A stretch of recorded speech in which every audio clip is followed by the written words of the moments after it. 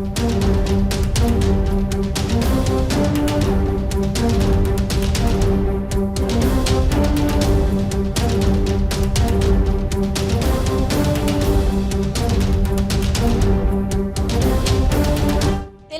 ఎన్నికల్లో కీలకం కానున్న కమ్మ మరియు సెటిలర్ ఓటర్లు. తెలంగాణ శాసనసభలో 119 నియోజకవర్గాలు, 31 నియోజకవర్గాలలో కీలకంగా కమ్మ ఓటర్లు, 25 నియోజకవర్గాలలో డిసైడింగ్ ఫ్యాక్టర్లుగా సెటిలర్ ఓటర్లు. పంపకాలలో ఎవరి వాటా ఎంత అనే దానిపై పార్టీల లెక్కలు. తెలంగాణ శాసనసభలో 119 నియోజకవర్గాలు ఉన్నాయి. వీటిలో 18 షెడ్యూల్డ్ కులాల అభ్యర్థులకు మరియు 9 షెడ్యూల్డ్ తెగల అభ్యర్థులకు రిజర్వ్ చేయబడ్డాయి. ఇక తెలంగాణలో కులాల వారీగా జనాభాని పరిశీలిస్తే ఫార్వర్డ్ క్యాస్ట్ మొత్తం 15%, వారిలో రెడ్డి 6.5%, వెలమ 0.5%, కమ్మ 3%, బ్రాహ్మణ 2%, కోమటి 2%, ఓసీ ముస్లింలు 6%, బీసీ, ఎస్సీ, ఎస్టీ మైనారిటీలు అందరూ కలిసి అత్యధికంగా 85%. అయితే ఒక లెక్క ప్రకారం 3%గా లెక్కలు చెబుతున్న కమ్మ సామాజిక వర్గం తెలంగాణలో 31 నియోజకవర్గాలలో కీలకంగా మారబోతోంది. తెలంగాణలో కీలకమైన కమ్మ ఓటర్లపై వోల్గా న్యూస్ ప్రత్యేక కథనం. ముందుగా కమ్మ ఓటర్లు అధికంగా ఉండి వారి ఓట్లు గెలుపుకి అవసరమని పార్టీలు భావించే నియోజకవర్గాలు 31 వరకు ఉన్నాయి. అయితే వీటిలో అధిక శాతం కమ్మ ఓట్లు గెలుపుకి అవసరమన్నది గత ఎన్నికల వల్ల తెలుస్తోంది. తెలంగాణలోని కమ్మ ఓటర్లు డిసైడింగ్ ఫ్యాక్టర్గా ఉన్న నియోజకవర్గాలను పరిశీలిద్దాం. శేరిలింగంపల్లి, కుకట్పల్లి, జూబ్లీహిల్స్, ఎల్బీనగర్, సనత్ నగర్, కుత్బుల్లాపూర్, ఉప్పల్, పటాన్చెరు, ఖైరతాబాద్, ఖమ్మం, మధిర, వైరా, పాలేరు, సత్తుపల్లి, కొత్తగూడెం, భద్రాచలం, పినపాక, అశ్వారావుపేట, ఇల్లిందు, ములుగు, కోదార్, మిర్యాలగూడ, హుజూర్ నగర్, నాగార్జునసాగర్, నిజామాబాద్ రూరల్, బోధన్, బాన్సువాడ, సిర్పూర్, అలంపూర్, రాజేంద్రనగర్, మల్కాజ్గిరి. ఈ నియోజకవర్గ ఓటర్లైన కమ్మ ఓటర్లు ఎవరికి ఓటేస్తే వారి గెలుపు సునాయాసం అవుతుంది. వారికి ఓవరాల్గా అధిక సీట్లు వచ్చే ఛాన్స్ ఎక్కువ. గత ఎన్నికలలో కమ్మ ఓట్లను చంద్రబాబు కాంగ్రెస్తో కలిసి చీల్చి వారిని బీజేపీకి దూరం చేయాలనుకున్న నేపథ్యంలో ఈ నియోజకవర్గాలలో అత్యధికంగా టీఆర్ఎస్ గెలుపొందడం విశేషం. ఈ 31 నియోజకవర్గాలలో కేవలం 12 నియోజకవర్గాలు మాత్రమే ఇతర పార్టీలు గెలుచుకున్నాయి. వాటిని పరిశీలిస్తే ఎల్బీనగర్, మధిర, పాలేరు, కొత్తగూడెం, భద్రాచలం, పినపాక, ఇల్లందు, ములుగు, హుజూర్ నగర్లలో కాంగ్రెస్ గెలిస్తే సత్తుపల్లి, అశ్వారావుపేట మాత్రమే కాంగ్రెస్ పొత్తులో ఉన్న తెలుగుదేశం గెలుచుకుంది. కాగా వైరాని టీఆర్ఎస్ అభ్యర్థిపై 2000 ఓట్ల మెజారిటీతో ఇండిపెండెంట్ గెలుచుకున్నారు. దీంతో కమ్మ జనాభా అధికంగా ఉన్నప్పటికీ బారాస ప్రభావం చూపడాన్ని గమనించాలి. అందుకేనేమో బారాస చంద్రబాబు అరెస్ట్ని సీరియస్గా తీసుకోలేదని అనిపిస్తోంది. పైగా ఇండస్ట్రీస్ ఆంధ్రాలో కూడా పెట్టండి, జగనన్నకు చెప్పి స్థలాలు ఇప్పిస్తా అని కేటీఆర్ ఇటీవల చెప్పడం వెనుక కమ్మ ఓటర్ల ప్రభావం చూపలేరన్నది బారాసకు ఇప్పటికే అర్థమైనట్లుంది.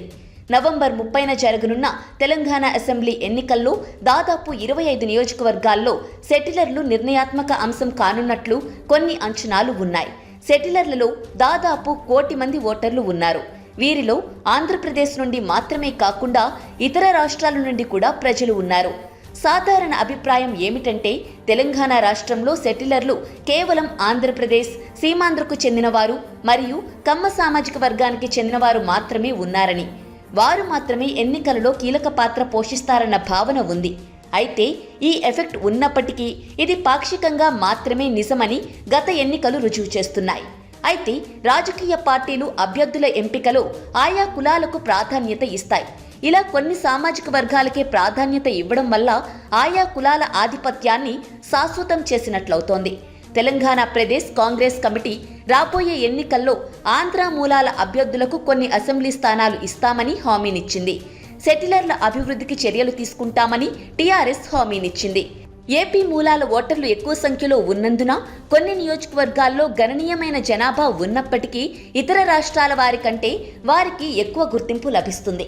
కానీ ఆంధ్రప్రదేశ్ మూలాల ప్రజలే కాకుండా తమిళులు, కేరళీయులు, కన్నడిగులు, మార్వాడీలు మరియు ఇతరులు పెద్ద సంఖ్యలో ఉన్నారన్న విషయాన్ని సాధారణ ప్రజలు గుర్తించాల్సిన అవసరం ఉంది.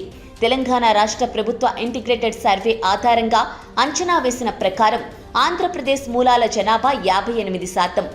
అవిభక్త రంగారెడ్డి, మెదక్, వరంగల్, నిజామాబాద్, నల్గొండ జిల్లాల్లో వీరి జనాభా దాదాపు 53%.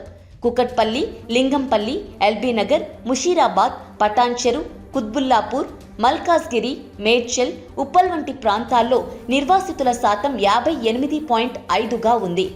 ఏపీ మూలాలు ఎక్కువ ఉన్న నియోజకవర్గాల్లో కొన్ని నియోజకవర్గాల్లో మాత్రం కమ్మ కులానికి చెందిన వారే డిసైడింగ్ ఫ్యాక్టర్గా ఉన్నారన్నది వాస్తవం. కాపు, బ్రాహ్మణ మరియు ఇతర కులాలకు చెందిన వారు ఇతర నియోజకవర్గాల్లో కీలకంగా ఉన్నారు. వారి సంఖ్య విస్తృతంగా మారుతూ ఉంటుంది.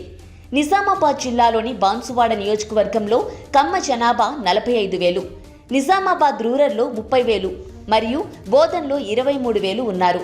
నల్గొండ జిల్లా కోదాడలో దాదాపు 30,000 మంది ఇదే సామాజిక వర్గానికి చెందిన వారున్నారు. మల్కాజ్గిరి నియోజకవర్గంలో బ్రాహ్మణ సామాజిక వర్గం 85,000 జనాభా ఉంది. కుకట్పల్లిలో కాపు సామాజిక వర్గంలో 1.6 లక్షల మంది ఓటర్లు ఉన్నారు. కొన్ని నియోజకవర్గాల్లో 1 కంటే ఎక్కువ కులాల ఆధిపత్యం ఉంది. ఎల్బీనగర్లో కమ్మ, బ్రాహ్మణ వర్గాలకు చెందిన వారు దాదాపు 3 లక్షల మంది ఉన్నారు. శేరిలింగంపల్లిలో తెలంగాణేతర మూలాలున్న 2.5 లక్షల బలమైన ఓటర్లలో కమ్మ సామాజిక వర్గానికి చెందిన ఓటర్లు ఆధిపత్యం చెలాయించారు. కుత్బుల్లాపూర్లో 2.5 లక్షల మంది సెటిలర్ కమ్యూనిటీలో క్షత్రియులు మరియు వెనుకబడిన కులాల వారు ఆధిపత్యం చెలాయిస్తున్నారు. పటాన్చెరులో కాపు, కమ్మ మరియు బ్రాహ్మణ సంఘం ఓటర్లు 75,000 మంది ఓటర్లు ఉండగా వారే ఇక్కడ సెటిలర్లలో ఆధిపత్య భాగం. సనత్ నగర్లో 50,000 మంది సెటిలర్లలో ప్రధానంగా కమ్మ, కాపు, బీసీ ఓటర్లు ఉన్నారు. ఇప్పుడు ఈ సెటిలర్స్ ఓట్లు కొల్లగొట్టేందుకు అన్ని ప్రధాన పార్టీలు పోటీ పడుతుండగా మధ్యలో నేనున్నానంటూ జనసేన, టీడీపీ పోటీలోకి వచ్చాయి. దీంతో వీరు ఓట్లు చీలిస్తే గతంలో మాదిరి కేసీఆర్కి చెందిన భారతీయ రాష్ట్ర సమితి ఆయా నియోజకవర్గాల్లో జెండా ఎగురవేసే అవకాశమే అధికంగా కనిపిస్తోంది.